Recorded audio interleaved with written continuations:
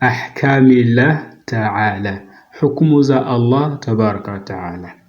Huyo ndio taghuti wa pili, kwamba alhakimu jair ni kiongozi muovu anayebadilisha hukumu za Allah tabaraka wa taala. Wadalilu na dalili qauluhu ta'ala, ni kauli yake mtukufu, alam taro, je hamuoni? Taro maana yake ni kuona. Alam taro, je hamuoni?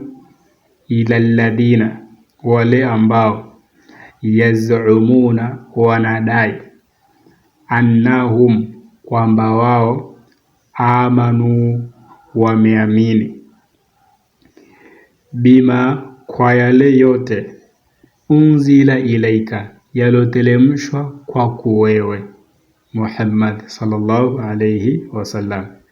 Wama unzila, wama, na yale yote, unzila, yalotelemshwa, min qablika, kabla ya kuwewe, yuriduna, hali ya kuwa wao wanataka, ayatahakamu, kwamba wakahukumiwe, ayatahakamu, kwamba wakahukumiwe, ila taghut, kwa taghut, wa qad umiru, na kwa hakika wameamriwa wao, wameamrishwa wao, an yakfuru bihi, kwamba wamkatae, wampinge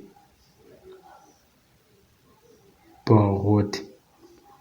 Wa yuridu, na anataka, shaitan, an yudhillahum, kwamba awapoteze wao, dhalalan, upotovu,